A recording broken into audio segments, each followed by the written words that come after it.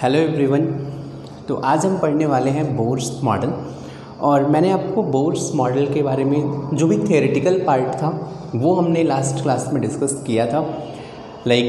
Bourse ने एक बहुत ही इम्पॉर्टेंट फार्मूला दिया था MBR=NH/2π, आपको याद होगा, राइट। तो आज के लेक्चर में हम पढ़ने वाले हैं बोर्स मॉडल का मैथमेटिकल फॉर्म। मीन्स मैंने आपको बताया था कि नील्स बोर ने रेडियस का value, radius of orbit, velocity of electron, ये सब कैलकुलेट किया था। उन्होंने ये वैल्यू कैसे कैलकुलेट किया था आज हम सीखने वाले हैं, राइट। तो चलिए हेडिंग दीजिए बोर्स मॉडल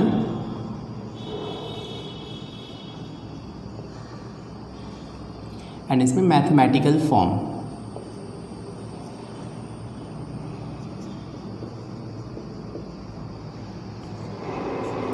मीन्स आज हम बोर्स मॉडल का सिर्फ मैथमेटिकल फॉर्म के बारे में डिस्कशन करने वाले हैं।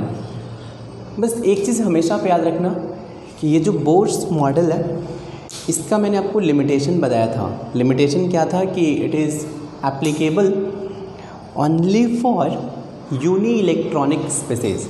याद है आपको? मीन्स ये लाइन सबसे पहले आप याद रखना कि ये जो मैं जो भी फॉर्मूला डिराइव करने वाला हूँ ये सब कुछ यूनी इलेक्ट्रॉनिक सिस्टम या फिर हाइड्रोजन लाइक सिस्टम के लिए वैलिड है। मीन्स मैं यहाँ पे लिख देता हूँ कि it is applicable only for hydrogen like species. Hydrogen like species means ऐसे सिस्टम या ऐसे स्पेसीज जिनमें सिंगल इलेक्ट्रॉन है, इन्हीं के लिए हम ये फॉर्मूला डिराइव करने वाले हैं, राइट। जैसे एग्जांपल मैंने आपको बताया था कि हाइड्रोजन है, हीलियम नहीं, हीलियम प्लस, लिथियम भी नहीं, लिथियम प्लस भी नहीं, लिथियम 2+, फिर ऐसे बेरिलियम 3+ एंड सो ऑन। अब एक चीज़ देखेंगे, इन सब में जो कॉमन होगा वो कॉमन चीज़ क्या है? सबके पास सिंगल इलेक्ट्रॉन है। यहाँ पे नंबर ऑफ़ प्रोटॉन तो चेंज हो रहा है लेकिन नंबर ऑफ़ इलेक्ट्रॉन सब में 1 है, राइट। चलिए मान लेते हैं कि कोई हाइड्रोजन लाइक स्पेसीज है। चलो मैं कुछ जनरल ले लेता हूँ। चलिए इसका एटॉमिक नंबर Z है। एटॉमिक नंबर क्या है? Z। और इसके बाहर लेट्स से कोई ऑर्बिट है। ये ऑर्बिट का रेडियस मान लो R है। R रेडियस के ऑर्बिट पे एक यहाँ पे इलेक्ट्रॉन है। ये इलेक्ट्रॉन रिवॉल्व कर रहा है और इसका स्पीड है v। इलेक्ट्रॉन जिस स्पीड से रिवॉल्व कर रहा है ये वैल्यू गिवन है v। और चलिए इलेक्ट्रॉन का मास मैं ले लेता हूँ m।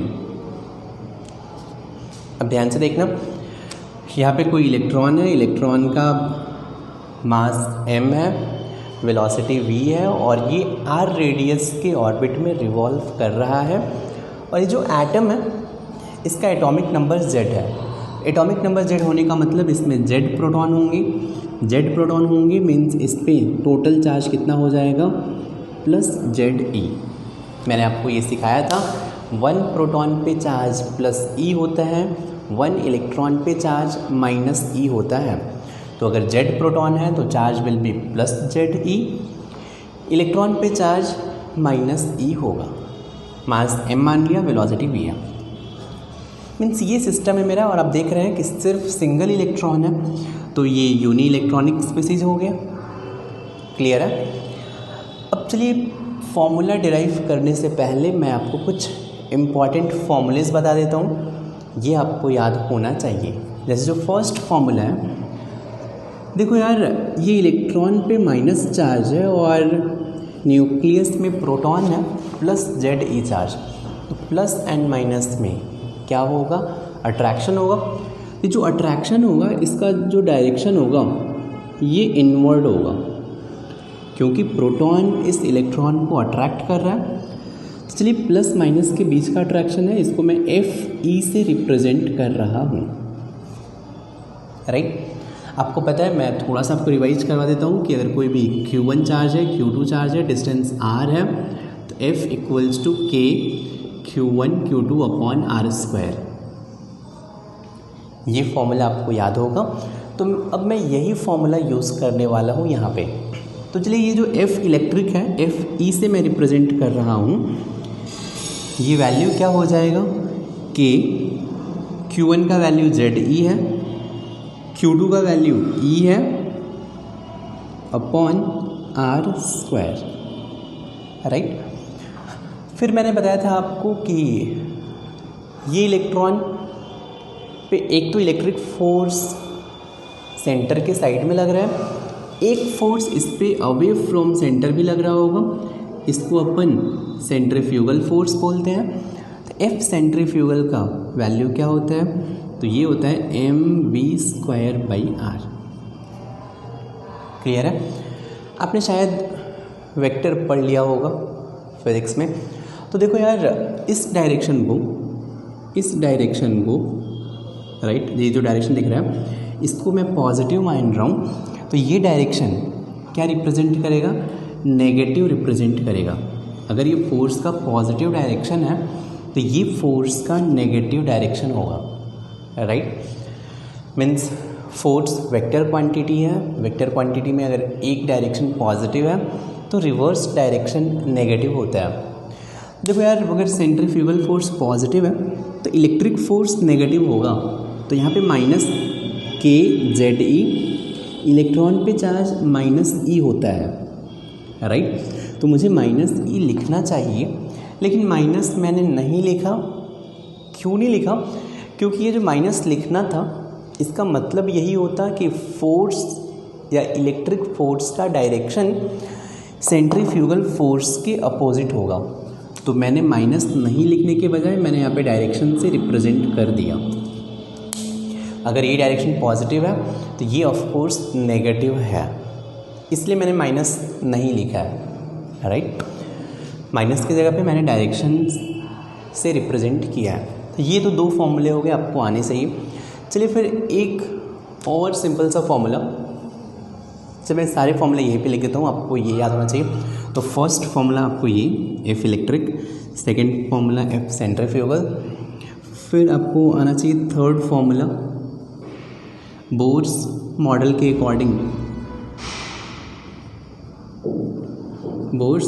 अकॉर्डिंग क्या बोला था बोर भाई साहब ने कि mvr = nh/2π।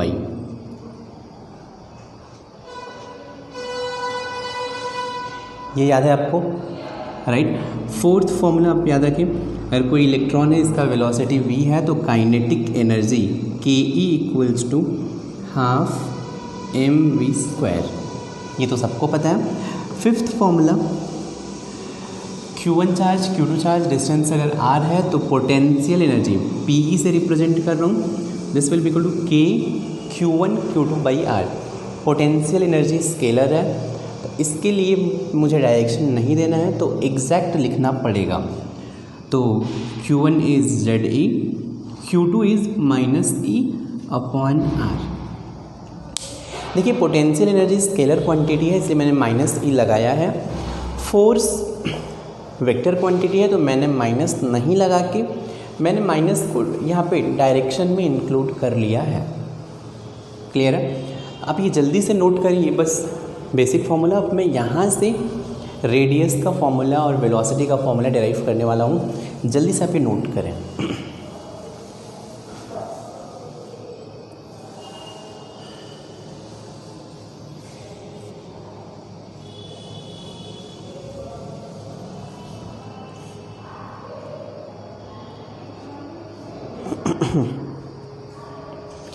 चलिए, आई होप आपने ये सब नोट कर लिया होगा। और आगे बढ़ने से पहले मैं आपको बता दूं कि ये 5 फॉर्मूलेज आप लर्न कर लें यहीं पे। तो फर्स्ट फॉर्मूला है कि F इलेक्ट्रिक हो जाएगा kZe²/r²। F सेंट्रीफ्यूगल सबको याद होगा mv²/r। थर्ड, बोर्स मॉडल के अकॉर्डिंग mvr = nh/2π है, याद हो गया होगा, लास्ट क्लास में पढ़ा था। mvr = nh/2π। Kinetic energy ½ mv² होता है। Potential energy kZe × -e/r means -kZ²/r। Potential energy में बाई r है, फोर्स में r² है। आई होप आपने लर्न कर लिया होगा। अब आगे की बात करते हैं। देखो यार, ये जो इलेक्ट्रॉन है, ये इलेक्ट्रॉन मीन्स ना ही सेंटर के साइड में जा रहा है ना ही सेंटर से दूर जा रहा है, मीन्स फिक्स रेडियस आर पे रिवॉल्व कर रहा है। इसका मतलब हुआ कि ये दोनों फोर्स इक्वल होने चाहिए। अगर ये दोनों फोर्स इक्वल होंगे तभी ये इलेक्ट्रॉन बीच में रहेगा, किसी के साइड में अट्रैक्ट नहीं होगा। तो मैं यहाँ से ये बोल सकता हूँ कि for electron to be stable F electric should be equal to F centrifugal. दोनों फोर्स इक्वल होने चाहिए और एफ इलेक्ट्रिक का वैल्यू होता है K Z E square upon R square. F centrifugal का फोर्स ये वैल्यू कितना होता है, M V square by R. तो this should be equal to M V square upon R. एक आर से एक आर कैंसिल होगा, तो यहाँ से V square will be equal to, थोड़ा सा अगर अपन इसको सिंप्लीफाई करें, K Z E square upon M R, right. अब चलिए, ये मुझे मिल गया वी स्क्वायर का एक्सप्रेशन। आपको पता है बोर्स मॉडल के अकॉर्डिंग फ्रॉम बोर्स मॉडल आपको पता है कि M V R is N H by 2 pi, right. तो यहाँ से वी क्या हो जाएगा, N H by 2 pi M R. तो यहाँ से V square equals to, square कर दो इसको, N square H square upon 4 pi square M square R square. ये मिल गया वी स्क्वायर का वैल्यू, और वी स्क्वायर का वैल्यू मुझे ऑलरेडी मिला था। चलिए इसको मान लेते हैं इक्वेशन 1 एंड इसको मान लेते हैं इक्वेशन 2। 1 एंड 2 का अगर LHS सेम है तो RHS भी सेम होना चाहिए। चलिए इक्वेट कर देते हैं। तो आप ये नोट करें, चलिए इतना पार्ट जल्दी से नोट करें।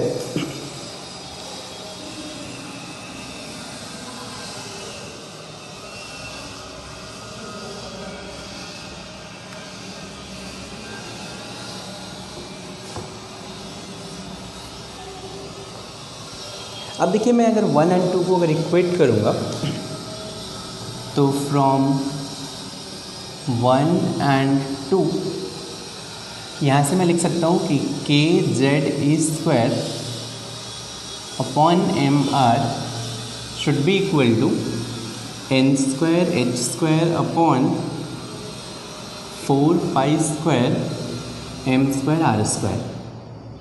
यही मिलेगा।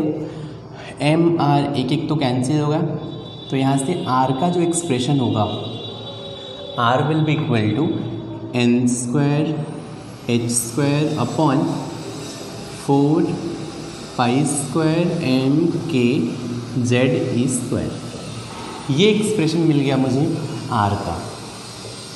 फिर से बहुत ही इम्पॉर्टेंट एक्सप्रेशन है, ये आपको लर्न करना है। अब एक बार ध्यान से देखो, यहाँ पे R equal to N square H square upon 4 pi square M K Z square. एक दो बार बोलो, आपको ऑटोमेटिकली लर्न हो जाएगा। तो आर इक्वल टू क्या होता है, N square H square upon 4 pi square M K Z square. N square H square upon 4 pi square M K Z square. N square H square upon 4 pi square M K Z square. ये आपको याद हो जाएगा। लेकिन अगर मैं इस expression को देखूँगा, एक चीज़ देखो यार कि n पता है क्या है, n होता है number of orbit, means first orbit या second orbit, third orbit, fourth orbit. अगर आपको फर्स्ट ऑर्बिट का रेडियस फाइंड करना है, आप n इक्वल टू 1 पुट करें। अगर आपको सेकंड ऑर्बिट का रेडियस फाइंड करना है तो n इक्वल टू 2 पुट करेंगे। तो n is number of orbit.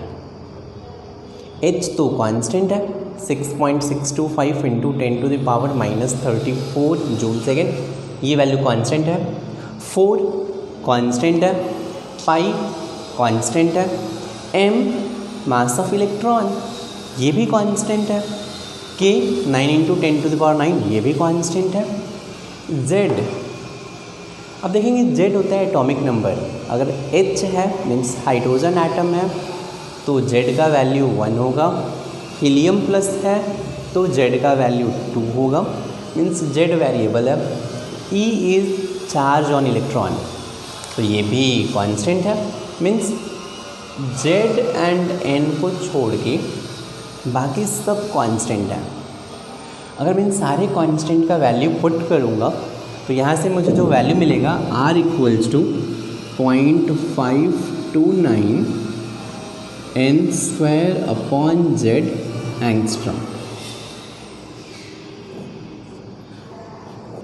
बहुत ही सिंप्लीफाई हो गया फॉर्मूला। अगर आप ये सारे वैल्यू पुट करोगे जो भी कांस्टेंट है तो ये 0.529 एंगस्ट्रॉम में आता है। तो रेडियस का फॉर्मूला हो गया 0.529 n square upon Z angstrom, right. तो आपको मेनली ये फॉर्मूला लर्न करना है प्रॉब्लम में, ये फॉर्मूला भी याद रखें। ये ऑप्शनल है, आपको लर्न करना है ये वाला, एक बस लर्न कर लो। लेकिन ये तो ऑफ कोर्स सारे न्यूमेरिकल में, अगर आपको नंबर ऑफ ऑर्बिट दिया है, एटॉमिक नंबर दिया है, तो रेडियस ऑफ ऑर्बिट इसी फॉर्मूले को के हेल्प से फाइंड करने वाले हैं, ठीक। तो चलिए जल्दी से नोट कर लें। n क्या है आपको समझ में आना चाहिए। तो यहाँ से n is number of orbit and z is atomic number, right. जल्दी से नोट करें और इस पर कुछ प्रॉब्लम लिखते हैं, देखते हैं प्रॉब्लम कैसे होंगे।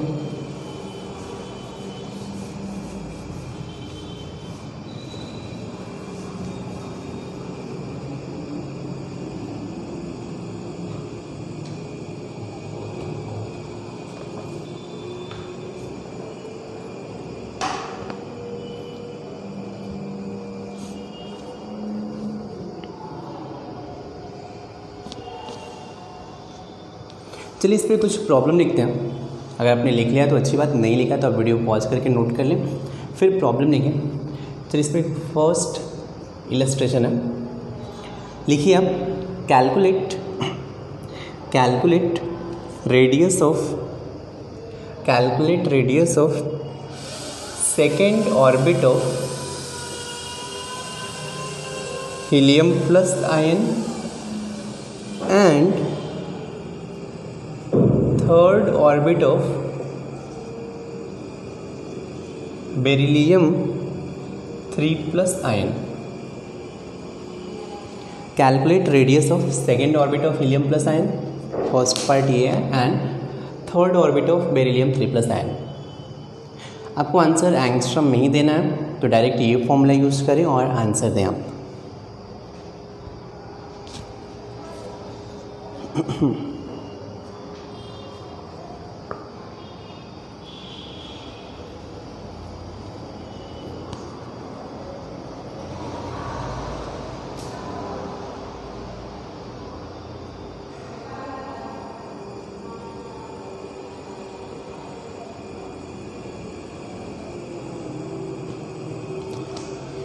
चलिए फिर इसका सॉल्यूशन देखते हैं। आई होप आपने सॉल्व कर लिया होगा, बहुत ही सिंपल था।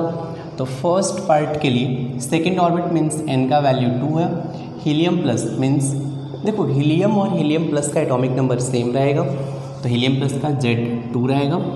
तो radius equal to 0.529 into n square by Z angstrom, तो ये हो जाएगा 0.529 इंटू 4/2। ये आंसर हो गया फर्स्ट पार्ट का। सेकेंड पार्ट का third orbit means n equal to 3 है, beryllium 3+ means z equal to 4 है, तो यहाँ से radius equal to 0.529 into n square by Z angstrom. फिर से फॉर्मूला यूज़ करूँ तो ये हो जाएगा 0.529 इंटू n स्क्वायर 9/4 एंगस्ट्रॉम। आप सॉल्व कर सकते हो, रेडियस का वैल्यू मिलेगा, राइट। जल्दी से आप नोट कर लें और नेक्स्ट प्रॉब्लम लिखें आप।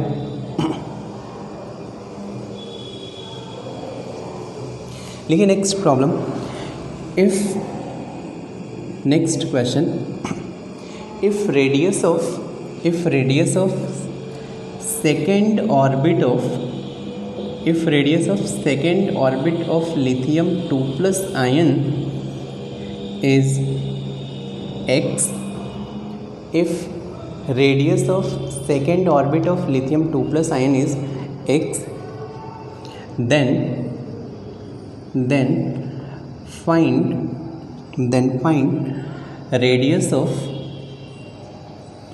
find radius of first orbit of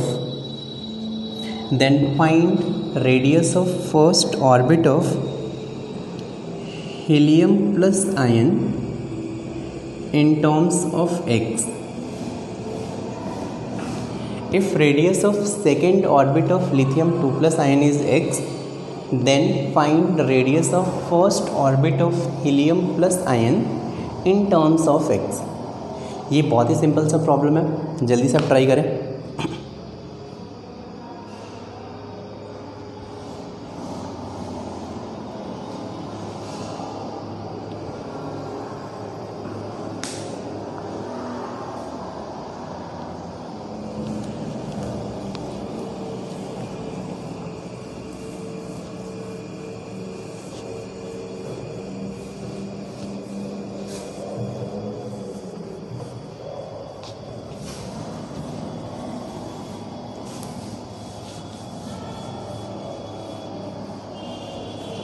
जल्दी से प्रॉब्लम लिखें और ट्राई करें सॉल्व करने का।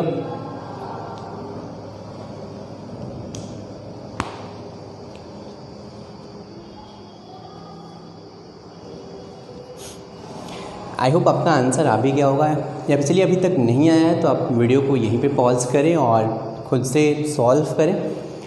फिर से इसका आंसर देखते हैं। आपको second orbit of lithium 2 plus ion का रेडियस गिवन है एक्स।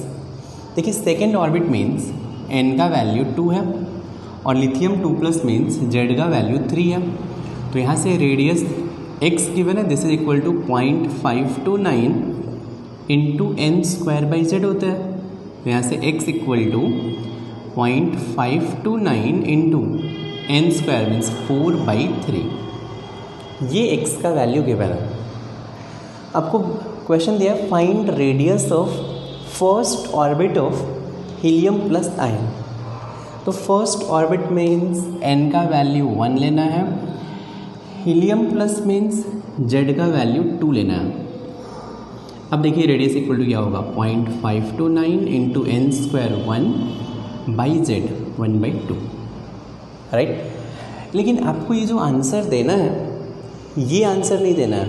किसके टर्म में आंसर देना है? x के टर्म में आंसर देना है। अब एक काम करें, इसको मान लें इक्वेशन 1, इसको मान लें इक्वेशन 2।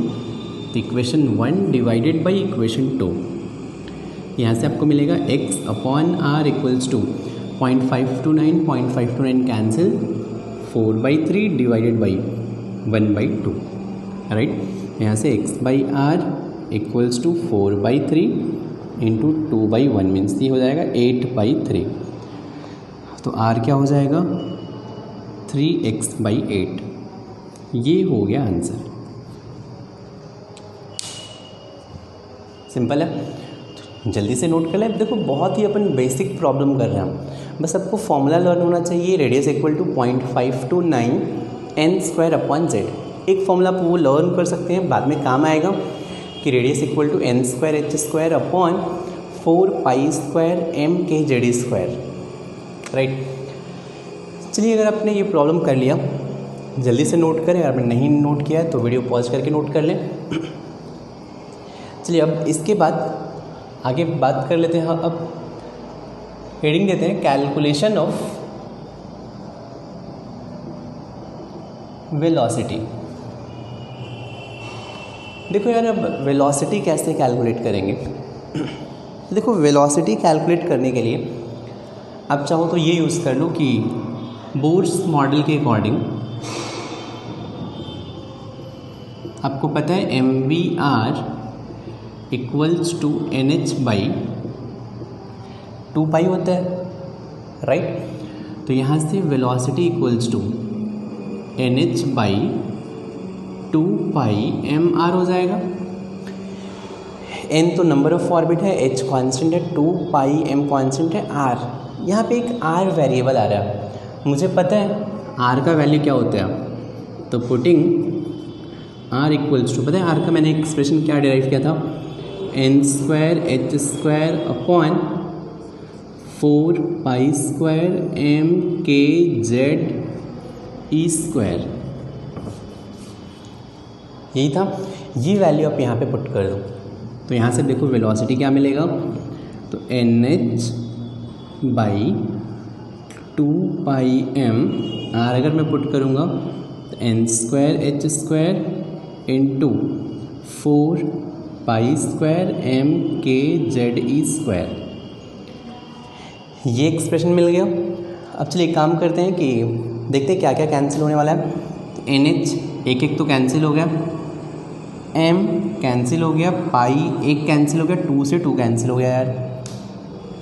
तो क्या मिल रहा है यहाँ से, तो वेलोसिटी इक्वल्स टू 2 पाई के Z E square upon N H.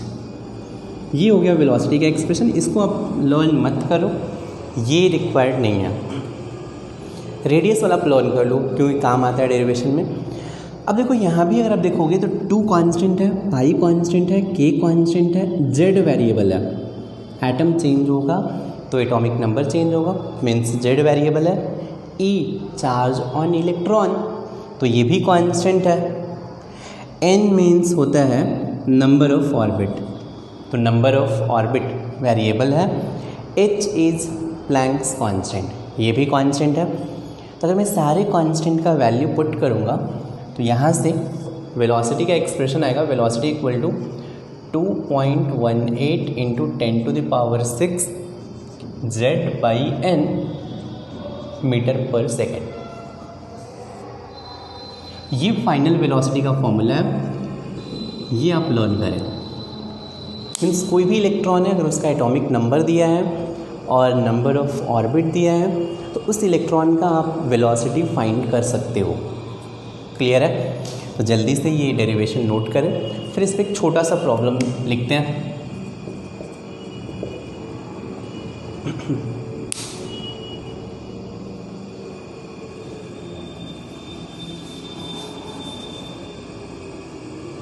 अच्छा जल्दी से नोट करें आप।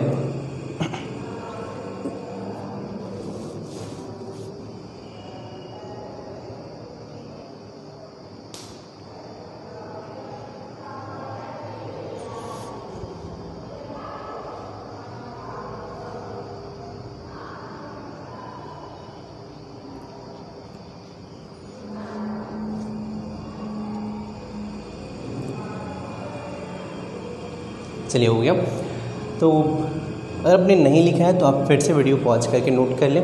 फिर प्रॉब्लम लिखें आप, लिखिए question find velocity of electron present in first orbit of helium plus ion. Find velocity of electron present in first orbit of helium plus ion. जल्दी से सॉल्व करें आप।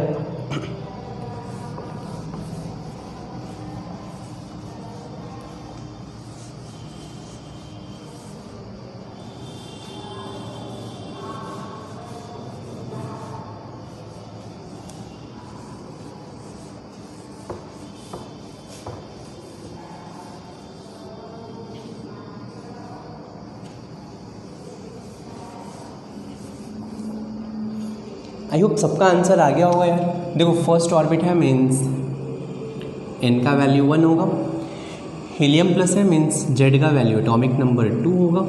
तो यहाँ से velocity equals to 2.18 into 10⁻6 Z by N 2/1 meter per second. यहाँ से velocity हो जाएगा 4.36 इंटू 10⁻6 मीटर पर सेकेंड। तो हीलियम प्लस के फर्स्ट ऑर्बिट में जो भी इलेक्ट्रॉन रिवॉल्व कर रहा है इसका वेलोसिटी हमने कैलकुलेट कर लिया। क्लियर है? तो चलिए अभी तक हमने एटम में बहुत सारे ऑर्बिट होते हैं, तो फर्स्ट ऑर्बिट, सेकेंड ऑर्बिट, इन सब का आप रेडियस बता सकते हो, राइट। फिर एटम के अंदर इलेक्ट्रॉन मूव करता है, उस इलेक्ट्रॉन का आप वेलोसिटी भी फाइंड कर सकते हो। थर्ड कैलकुलेशन आते हैं, कैलकुलेशन ऑफ एनर्जी। देखो यार, अब इलेक्ट्रॉन का एनर्जी कितना होगा, अब ये कैलकुलेट करना है, राइट।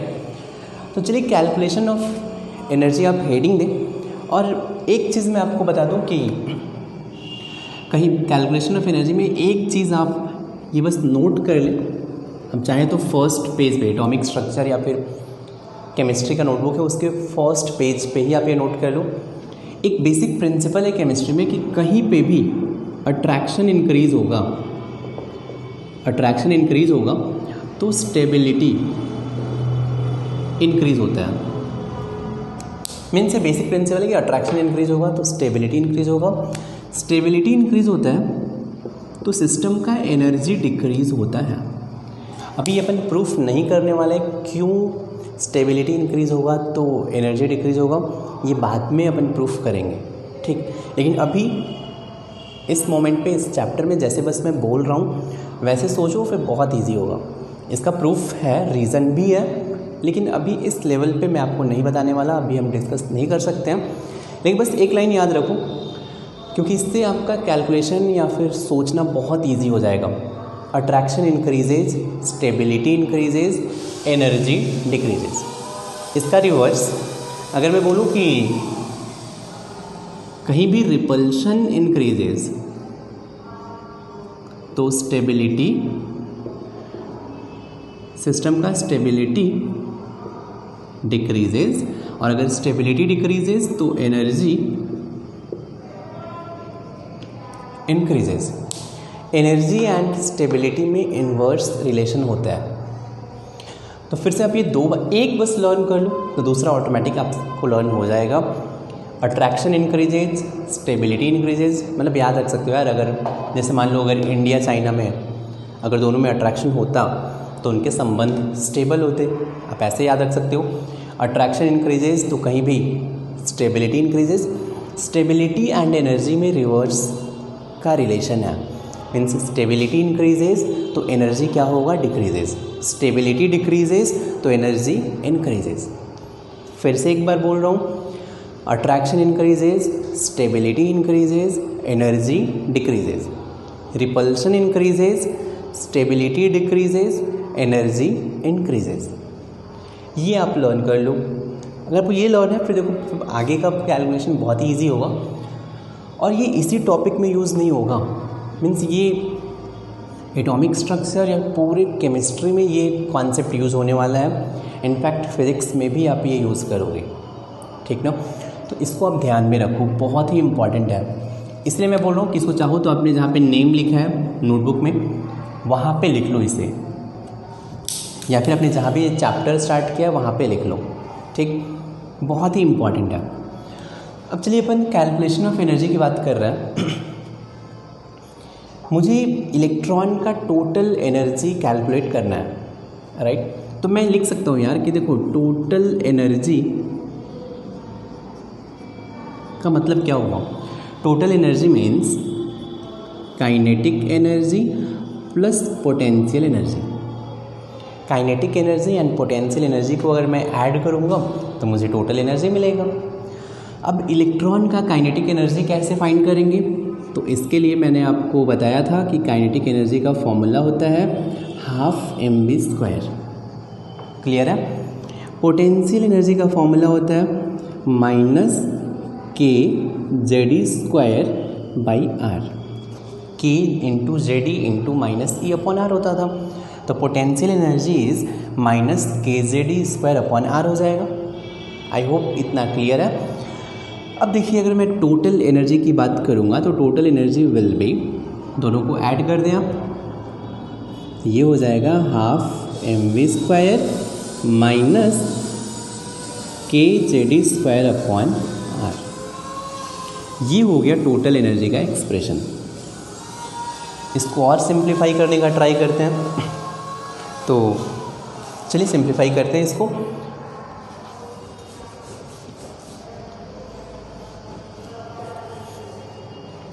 देखो यार, मैंने आपको बताया था कि अगर इलेक्ट्रॉन स्टेबल होगा तो F centrifugal force should be equal to electric force, clear है। सेंट्रीफ्यूगल फोर्स का वैल्यू था mv²/r and this will be equal to electric force का वैल्यू होता है kz²/r²। राइट, देखो कुछ कैंसिल हो रहा है क्या, तो यहाँ से एक r से कैंसिल होगा, तो यहाँ से मुझे मिल जाएगा mv² equal to kz²/r। Clear है। अब अपन एक काम करते हैं, तो mv² के प्लेस पे kz²/r पुट कर देते हैं। तो यहाँ से मुझे मिलेगा total energy will be equal to half of mv², और mv² का वैल्यू है kz²/r। तो मैं पुट कर सकता हूँ यार हाफ kz² माइनस, अच्छा kz²/r माइनस kz²/r। तो यहाँ से टोटल एनर्जी अगर आप इसको सब्सट्रैक्ट करेंगे तो माइनस हाफ kz²/r मिलेगा। आई होप इसमें किसी को डाउट नहीं होगा। अब देखो यार, यहाँ पे एक वेरिएबल है r, आपको r का एक्सप्रेशन पता है, मैंने बोला है आप r का एक्सप्रेशन याद रख लो।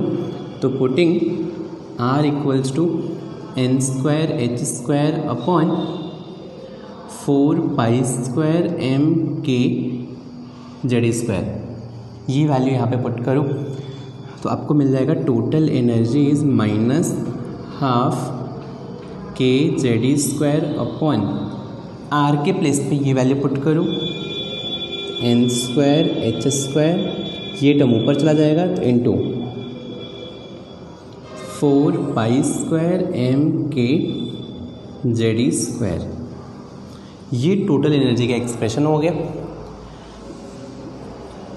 फिर से आपको ये एक्सप्रेशन लर्न नहीं करना है, फिर से अगर आप इस एक्सप्रेशन को ज़रा गौर से देखोगे तो क्या दिखेगा आपको कि देखो यार हाफ कांस्टेंट है, के कांस्टेंट है, जेड वेरिएबल है, E is charge on electron constant है, 4 कांस्टेंट है, पाई कांस्टेंट है, M is mass of electron constant है, के कांस्टेंट है, जेड वेरिएबल है, एटॉमिक नंबर चेंज होगा, जेड वेरिएबल है, E is charge on electron constant है, N number of orbit variable है, एच कांस्टेंट है।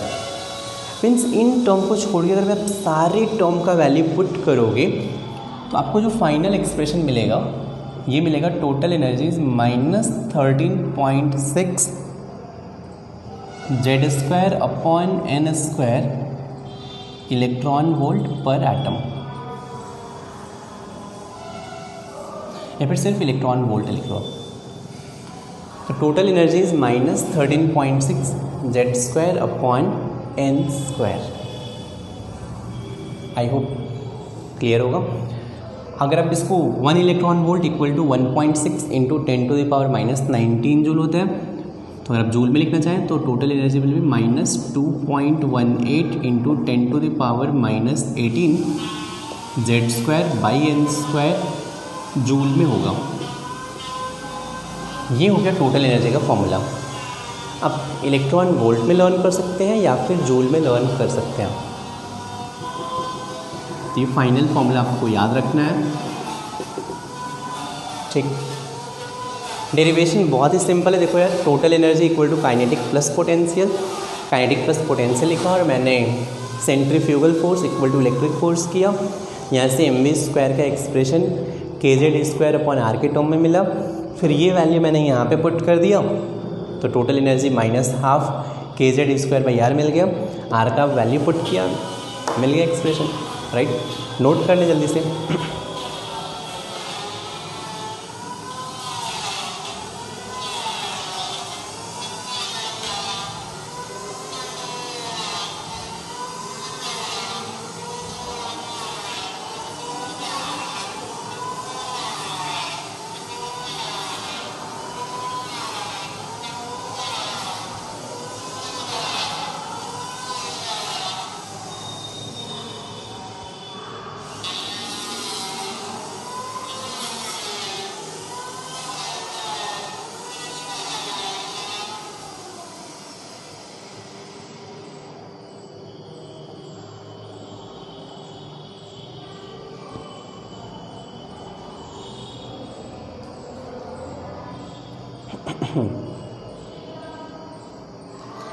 चलिए, आई होप आपने नोट कर लिया होगा, राइट। या फिर आप एक काम करें, वीडियो पॉज कर लें, पॉज करके आप नोट कर लें। अब इसके आगे आते हैं।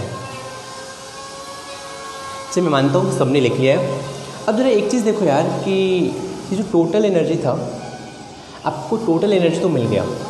कभी कभी प्रॉब्लम में आपसे दे सकते हैं कि calculate total energy of electron in first orbit of hydrogen.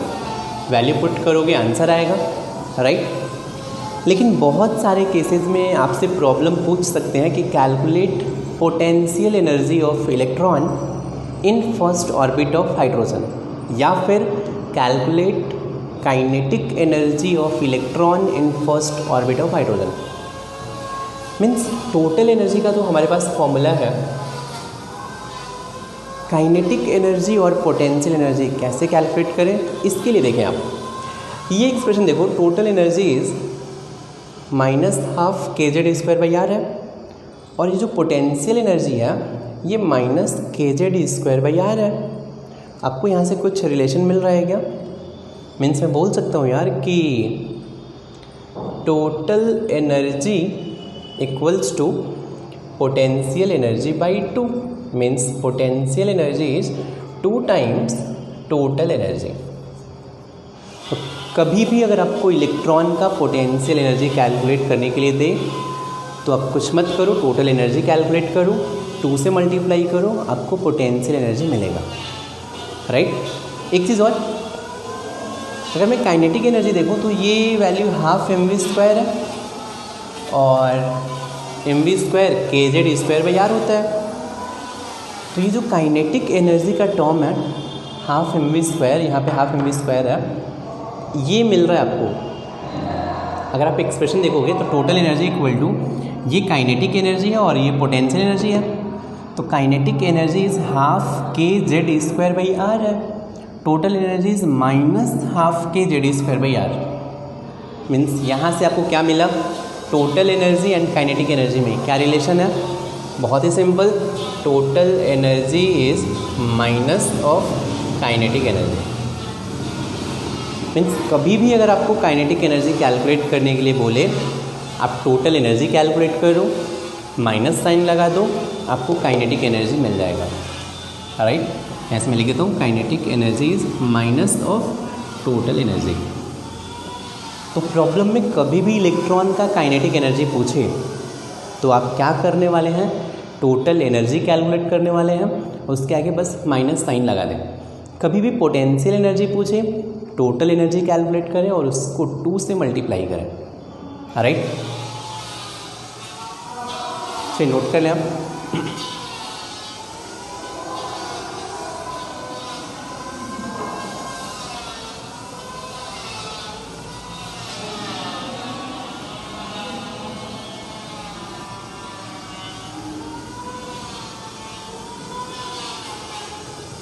अब चलिए अपन आगे बात कर लेते हैं। देखो, ये जो टोटल एनर्जी है -13.6 Z²/n² है। अगर मान लो n इंक्रीज होगा तो as n increases number of orbit increase होगा, first orbit, second orbit, third orbit, fourth, fifth, ऐसे ही।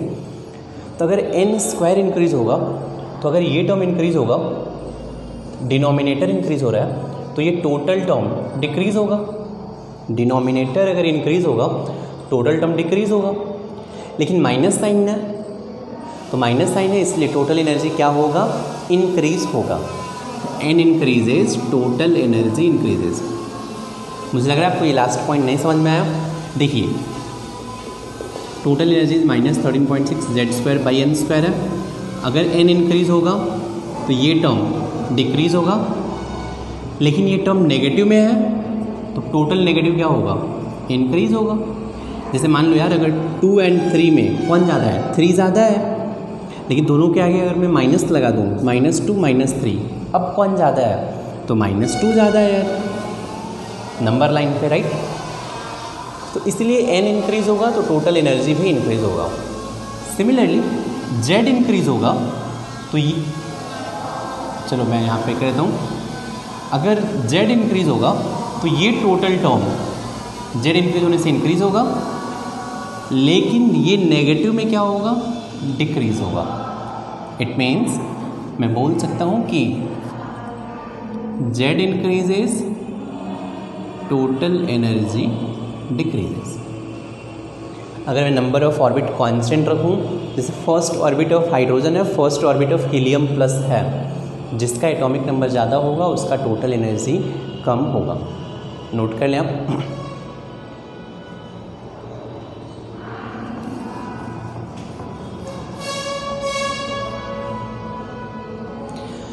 अब चलिए एक चीज़ और, ये देखिए नेगेटिव एनर्जी का सिग्निफिकेंस क्या है, तो हेडिंग दे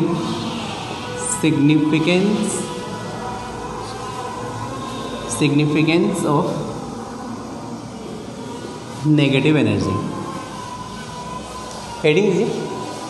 मतलब डाउट ये है यार कि मान लो रेडियस का जो फॉर्मूला था ये आया था 0.529 n² एंगस्ट्रॉम, पॉजिटिव में था, वेलोसिटी भी पॉजिटिव में था। ये एनर्जी नेगेटिव में आने का मतलब क्या है, कि नेगेटिव में क्यों आया एनर्जी? ठीक, फिर से एनर्जी भी स्केलर क्वांटिटी है लेकिन नेगेटिव में है, इसका मतलब क्या है ये देखते हैं। देखो बहुत ही सिंपल है। मान लीजिए यहाँ पे न्यूक्लियस है और ऐसे ही बहुत सारे ऑर्बिट हैं, यहाँ पे इलेक्ट्रॉन है। हम ये मानते हैं कि अगर इलेक्ट्रॉन एटम से बाहर है, मीन्स इलेक्ट्रॉन कहीं इधर है, एटम से बाहर है मीन्स एटम से इनफाइनाइट डिस्टेंस पे है, तो पॉजिटिव एंड नेगेटिव में कोई इंटरेक्शन होगा ही नहीं। मीन्स अगर इनफाइनाइट डिस्टेंस से बहुत दूर है इलेक्ट्रॉन, तब इलेक्ट्रॉन एंड प्रोटॉन में कोई इंटरेक्शन नहीं होगा। अगर कोई इंटरेक्शन नहीं होगा तो हम ये मानते हैं कि इस इलेक्ट्रॉन का एनर्जी ज़ीरो होता है। फिर से मैं बोल रहा हूँ कि अगर कोई भी इलेक्ट्रॉन प्रेजेंट है एटम से बाहर या फिर एटम से इनफाइनाइट डिस्टेंस पे है, तो हम बाई कन्वेंशन मानते हैं इलेक्ट्रॉन का एनर्जी कितना है, ज़ीरो है। राइट, ज़ीरो इसलिए है क्योंकि इस इलेक्ट्रॉन का प्रोटॉन के साथ कोई इंटरेक्शन नहीं है। अब सोचो कि इनफाइनाइट डिस्टेंस पे एनर्जी ज़ीरो है, जैसे जैसे इलेक्ट्रॉन पास में आएगा, पास में आएगा, पास में आएगा, पास में आने का मतलब है माइनस एंड प्लस में अट्रैक्शन इंक्रीज़ होगा। तो यार अट्रैक्शन इंक्रीज़ होगा तो स्टेबिलिटी इंक्रीज़ होगा, स्टेबिलिटी इंक्रीज़ होगा तो एनर्जी डिक्रीज़ होगा। मैंने बताया था attraction increases, stability increases, energy decreases. तो जैसे ही इलेक्ट्रॉन न्यूक्लियस के पास में आएगा, न्यूक्लियस के ऑर्बिट के पास में आएगा, तो माइनस एंड प्लस में अट्रैक्शन इंक्रीज़ होगा। अगर अट्रैक्शन इंक्रीज़ होगा तो स्टेबिलिटी इंक्रीज़ होगा, स्टेबिलिटी इंक्रीज़ होगा तो एनर्जी डिक्रीज़ होगा। लेकिन आपको पता है पहले ही एनर्जी ज़ीरो था, तो अगर एनर्जी ज़ीरो है, अब एनर्जी को डिक्रीज़ होना है, तब एनर्जी क्या रहेगा, नेगेटिव में ही आएगा यार। ये पॉइंट समझ में आया? पहले ही इनफाइनाइट डिस्टेंस पे इलेक्ट्रॉन है, तब हमने मान लिया कि एनर्जी ज़ीरो है, और जैसे ही ये इलेक्ट्रॉन न्यूक्लियस के पास में आ रहा है, मीन्स ऑर्बिट में आ रहा है, तब तो ये अट्रैक्शन इंक्रीज़ हो रहा है, स्टेबल हो रहा है, तो एनर्जी डिक्रीज़ होना है। तो जीरो से अगर डिक्रीज़ होगा तो एनर्जी क्या होगा, नेगेटिव होगा। इसीलिए एटम के अंदर अगर कभी भी इलेक्ट्रॉन होगा तो इलेक्ट्रॉन का energy always always always negative होगा। ये पॉइंट याद रहेगा। तो चलिए नोट करिए सिग्निफिकेंस ऑफ नेगेटिव एनर्जी। मतलब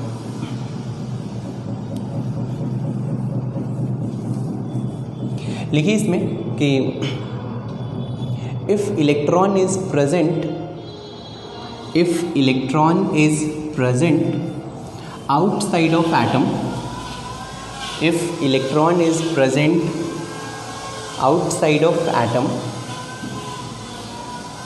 then its energy is considered to be zero. If electron is present outside of atom, then its energy is considered to be zero. हो गया। आगे नोट करें कि if electron approaches towards nucleus, if electron approaches towards nucleus, if electron approaches towards nucleus, attraction increases, stability increases, energy decreases. If electron approaches towards nucleus, attraction increases, stability increases, energy decreases. So energy of electron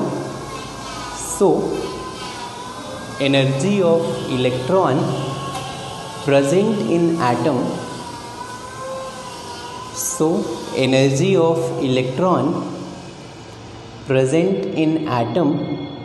will always be negative.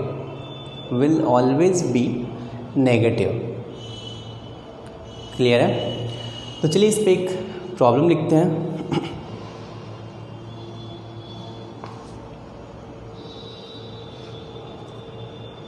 लिखिए अब calculate energy of,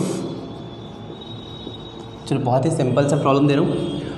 first problem, calculate energy of first orbit of hydrogen atom, second first orbit of helium plus atom. Answer आप electron volt में ही दें, चलेगा, ठीक ना. Calculate energy of first problem first orbit of hydrogen atom, second problem first orbit of helium plus atom.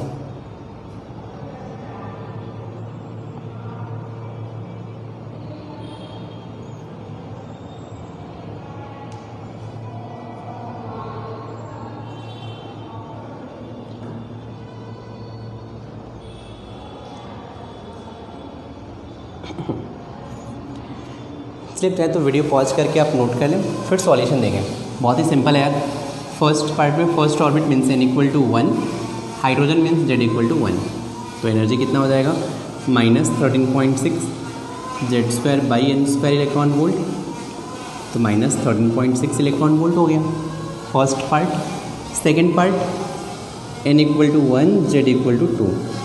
तो energy will B -13.6 Z2 है 4/1 electron volt.